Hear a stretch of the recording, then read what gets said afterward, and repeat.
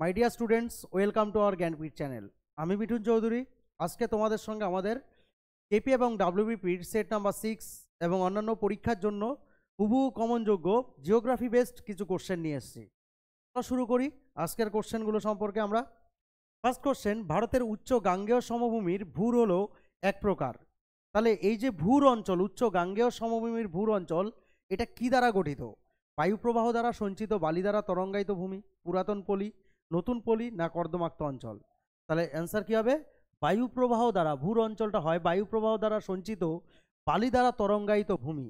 এটাই কিন্তু উচ্চ গাঙ্গেয় সমভূমির একটা অংশ। কোন অঞ্চলটিকে মরুস্থলী বলা হয়? মরুস্থলী বলা হয় কাকে?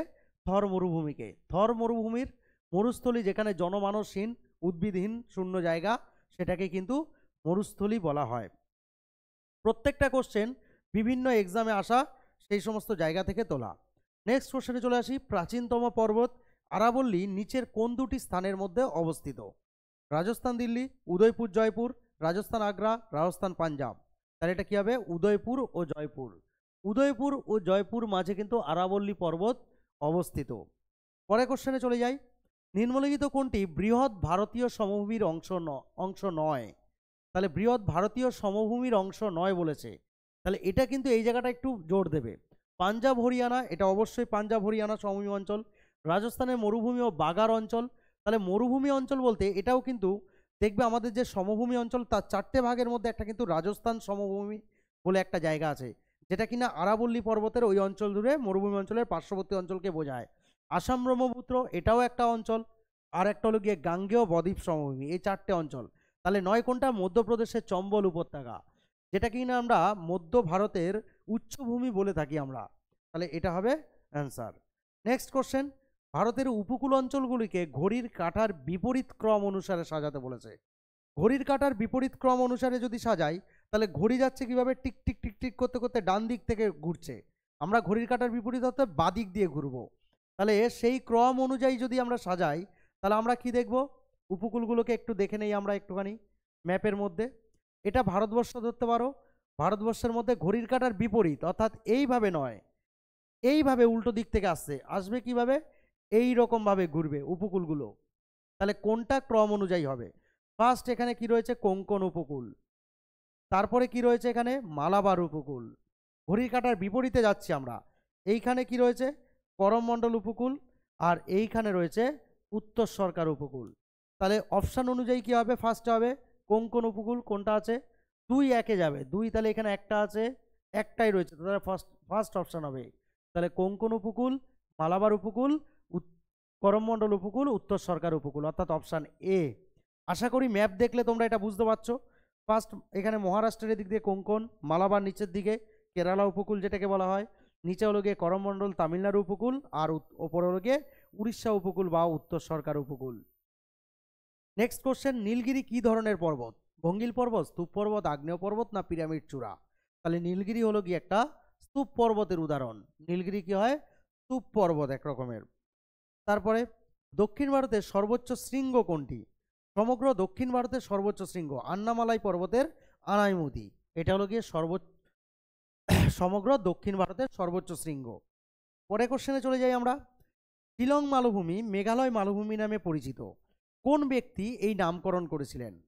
তাহলে তোমরা আশা করি এই কোশ্চেনটা একটু নতুন পাচ্ছ, আবার অনেকে হয়তো জানো। তাহলে শিলং মালভূমিকে মেঘালয় মালভূমির নামকরণ এসপি চ্যাটার্জি। এই এসপি চ্যাটার্জি শিলং মালভূমিকে মেঘালয় মালভূমি রূপে নামকরণ করেছিলেন। পরে কোশ্চেনে চলে আসি। ভারতের কোন উপকূলে হ্রদ বা লেগুনের সংখ্যা অধিক? উপহ্রদ বা লেগুন? উপহ্রদ বা লেগুন যদি বলা হয় তাহলে কোনটা হবে? মালাবার উপকূল, কোঙ্কণ উপকূল, করমমণ্ডল উপকূল, কাথিয়াবার উপকূল। তাহলে এখানে উপহ্রদ বা লেগুন, উপহ্রদ কোথায় রয়েছে? মালাবার উপকূলে, কোঙ্কণ উপকূলে, করমমণ্ডল উপকূলে, না কাথিয়াবার উপকূলে? তাহলে এখানে কি হবে? মালাবার উপকূল। মালাবার উপকূলের মধ্যে কিন্তু আমরা মূলত পাবো হলো গিয়ে উপহ্রদ বা লেগুনগুলোকে আমরা পাবো। বা ওখানে স্থানীয় ভাষায় যদি বলা হয় যে কয়াল, কয়ালগুলো কোথায় রয়েছে? সেই কয়াল ভারতের ভীমবানাথ কয়াল, সমুদ্রী কয়াল, এরকম করে কয়ালগুলো রয়েছে। নেক্সট কোশ্চেনে চলে যাই। বড়লাচা গিরিপথ কোন রাজ্যে অবস্থিত? বড়লাচা, আমরা জানি গিরিপথ কতগুলো পর্বতের মাঝখান দিয়ে যে রাস্তাগুলো হয় মূলত সেগুলোকে গিরিপথ বলা হয়।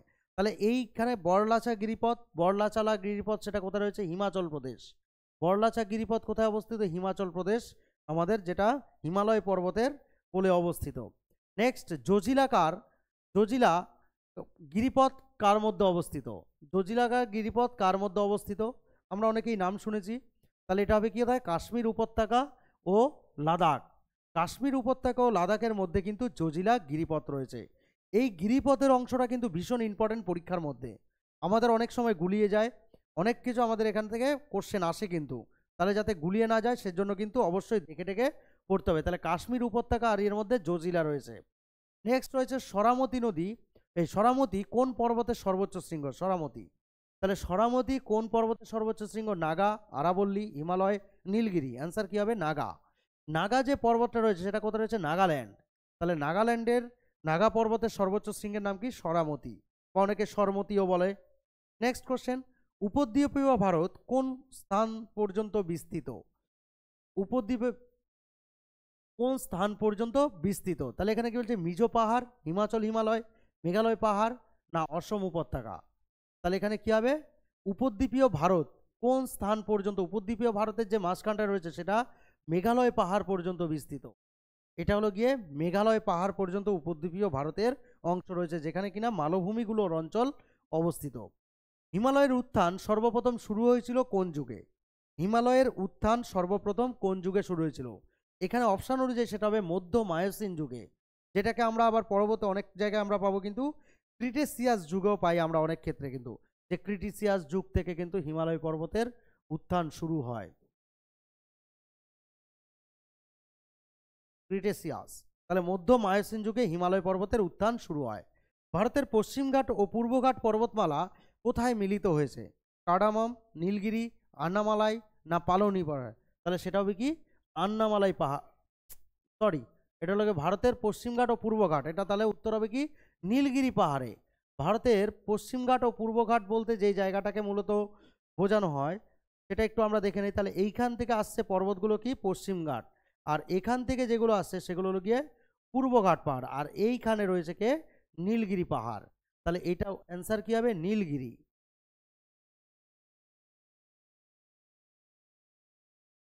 নীলগিরি পাহাড় হলো গিয়ে ভারতের পূর্বঘাট ও পশ্চিমঘাট পর্বতের সংযোগস্থলে অবস্থিত। তাহলে অ্যান্সার কি হবে? বি। অ্যান্সার হবে বি। পরে কোশ্চেনে চলে যাই।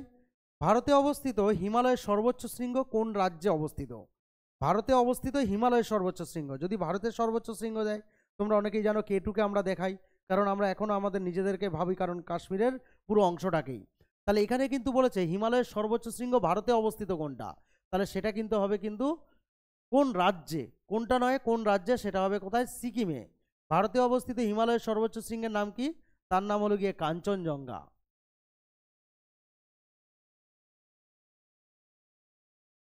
কাঞ্চনজঙ্ঘা ভারতে অবস্থিত হিমালয়ের সর্বোচ্চ শৃঙ্গ, তাহলে সেটা কোন রাজ্যে অবস্থিত? সিকিম রাজ্যে অবস্থিত। পরে কোশ্চেনে চলে যাই।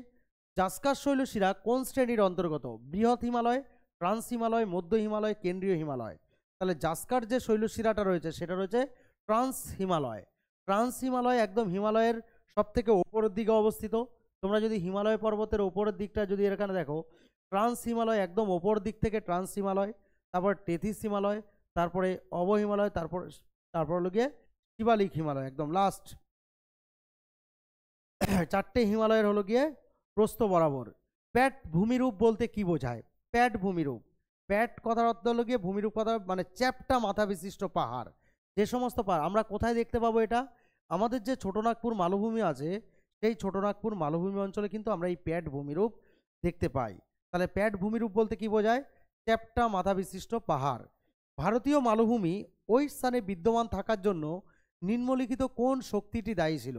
তাহলে ভারতীয় যে মালভূমি ওই স্থানের মধ্যে নিজের মধ্যে রয়েছে, তার জন্য মূলত কোন শক্তি বিদ্যমান ছিল? সেটা হলো গিয়ে টানজনিত শক্তি। যে মালভূমি তৈরি হয় অর্থাৎ উত্থান, যেটা স্তূপ পর্বত আকারে দাঁড়িয়ে থাকে, আর যেটা পতন সেটা নিচের দিকে গ্রস্ত উপত্যকা হয়ে যায়। তাহলে ভারতীয় মালভূমি ওই স্থানেই বিদ্যমান রয়েছে কিসের জন্য? টানজনিত শক্তির জন্য।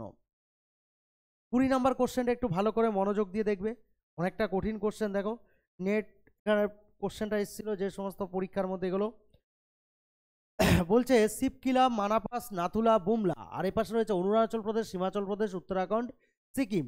আমরা যেটা জানি সেটার সঙ্গে আগে মিলিয়ে নেব। তাহলে এখানে 20 নম্বর কোশ্চেনটার উত্তর কি হবে? 20 নম্বর কোশ্চেনের উত্তর হবে, দেখো সি অপশানটায় চলে যাও। সি অপশানে গেলে কি দেখবো আমরা, যে সি এর প্রথমে বলছে এর 2 শিবকিলা কোথায় আছে? হিমাচল প্রদেশ। আমরা আগে পেয়েছিলাম, আমাদের একটা কোশ্চেন ছিল শিবকিলা কোথায় রয়েছে, হিমাচল প্রদেশ। তারপরে কি রয়েছে? মানাপাস। মানাপাস কোথায় রয়েছে? 3 উত্তরাখণ্ড। মানাপাস কোথায় রয়েছে? উত্তরাখণ্ড। নাথুলা, তোমরা অনেকে নাম শুনেছো নাথুলার, চীনের সঙ্গে ভারতের যে জায়গাটা সেখানে বর্ডার রয়েছে, সেটা সিকিমে রয়েছে, তাহলে এটা নাথুলা। বুমলা কোথায় হবে? অরুণাচল প্রদেশ। ঠিক আছে, তাহলে এখানে অপশান কি হবে? সি। শিবকিলা হলো গিয়ে হিমাচল প্রদেশ, মানাপাস উত্তরাখণ্ড, নাথুলা সিকিম, বুমলা অরুণাচল প্রদেশ। নেক্সট কোশ্চেনে চলে যাই, সেই রকমই আরেকটা ম্যাচিং, কার্ডামম, কৈমুর, মহাদেব, মিরিক, আর এইদিকে ডান দিকে রয়েছে করমণ্ডল উপকূল, কোঙ্কণ উপকূল, মধ্য ভারত, উত্তর পূর্ব ভারত। তাহলে এখানে বলছে 1 এবং 2 যেটা সঠিক, 2 এবং 3 সঠিক, 3 এবং 4 সঠিক, উপরের সবকটি সঠিক। তাহলে আমরা একটু দেখে নেই, আমরা কি দেখব এখানে, যে আমাদের অপশান সি 3 এবং 4 সঠিক। মহাদেব পর্বত মধ্য ভারত রয়েছে, আর হলো গিয়ে মিরিক উত্তর পূর্ব ভারতে রয়েছে। আর কার্ডামম যদি বলো কোনো উপকূলে নেই, একদম ভারতের লাস্টের দিকে রয়েছে। কৈমুর সেটাও আমাদের কোঙ্কণ উপকূলে নেই। তাহলে আমরা এখানে কোথায়? মহাদেব মধ্য ভারত, মিরিক উত্তর পূর্ব ভারতে অবস্থিত জায়গা, সেটা 3 এবং 4 সঠিক। পরের কোশ্চেনে চলে যাই, নিম্নলিখিত কোন 5টি শতদ্রু উপত্যকায় অবস্থিত? আজকে কিন্তু বেশিরভাগ কোশ্চেন আমাদের ভারতবর্ষের যে একেবারে ভূপ্রকৃতি বা জিওগ্রাফি ভিত্তিক, সেখানটা হলো গিয়ে গিরিপথগুলো রয়েছে আর বিভিন্ন জায়গা সম্পর্কে। তাহলে নিম্নলিখিত কোন 5টি শতদ্রু উপত্যকায় অবস্থিত?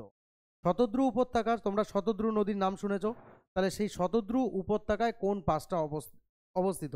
সেটা হবে কি? শিবকিলা, হিমাচল প্রদেশ ওই অঞ্চলে অবস্থিত। শিবকিলা আমরা একটু আগে পেয়েছিলাম, তাহলে এটা কিন্তু শতদ্রু নদীর উপত্যকায় অবস্থিত। নেক্সট, নাগা, খাসি ও গারো পাহাড় অবস্থিত যে পর্বতশ্রেণীতে? পূর্বাচল পর্বতশ্রেণী, কারাকোরাম পর্বতশ্রেণী, জাসকার, হিমালয় পর্বতশ্রেণী। তাহলে এটা হবে পূর্বাচল হিমালয় বলি আমরা, মূলত পূর্বাচল পর্বতশ্রেণী। নাগা, খাসি এবং গারো, আমরা এগুলো সব মেঘালয় রাজ্যেই পাবো। মেঘালয় রাজ্যে যদি যাই, নাগাটা রয়েছে নাগাল্যান্ড, ওই সমস্ত অঞ্চলে। গারো, খাসি, জয়ন্তিয়া সেটা মেঘালয় রাজ্যে অবস্থিত। নেক্সট, মৈকাল পর্বত কোথায় অবস্থিত? উত্তরপ্রদেশ, রাজস্থান, বিহার, ছত্তিশগড়। তাহলে মৈকাল পর্বত কোথায় অবস্থিত? ছত্তিশগড়। আমাদের ভারতবর্ষের মাঝামাঝি দিকে মধ্যপ্রদেশ থেকে ভাগ হয়ে যাওয়া একটা রাজ্যের নাম হলো গিয়ে ছত্তিশগড়, তোমরা জানো, সেখানে হলো গিয়ে মৈকাল পর্বত অবস্থিত। লাস্ট কোশ্চেন আজকে আমাদের এই সিরিজের, মধ্যপ্রদেশ ও তামিলনাড়ু উপকূল রেখা যে নামে পরিচিত? এই অন্ধ্রপ্রদেশ ও তামিলনাড়ু, আমরা যদি উপকূল রেখা, আমরা একটু আগেও দেখেছিলাম উপকূল রেখাগুলো, তাহলে এখানে কোনটা দিয়েছে? অন্ধ্রপ্রদেশ আর তামিলনাড়ু, অর্থাৎ এই উপকূলটা অন্ধ্রপ্রদেশের কিছুটা অংশ আর তামিলনাড়ু। তাহলে এটা কি উপকূল নামে পরিচিত? করমমণ্ডল উপকূল। করমমণ্ডল উপকূল নামে পরিচিত। তাহলে এটার অ্যান্সার কি হবে? করমমণ্ডল উপকূল। আশা করি কোশ্চেনগুলো তোমাদের ভালো লেগেছে। আমাদের সঙ্গে তোমাদের দেখা হবে নেক্সট ক্লাসে। তোমাদের কিছু জানার বিষয় হলে তোমরা অবশ্যই এই নাম্বারে আমাদের কাছ থেকে জানতে পারো। এখানে নাম্বার দেওয়া আছে, পরের পেজে আমাদের যাবতীয় সমস্ত, যেখানে আমাদেরকে ফলো করতে পারো এবং কিছু জানাতে হলে এখানে জানবে। ভালো থাকবে, সুস্থ থাকবে, সবাই চাকরির জন্য বেস্ট পারফরমেন্স দেবে।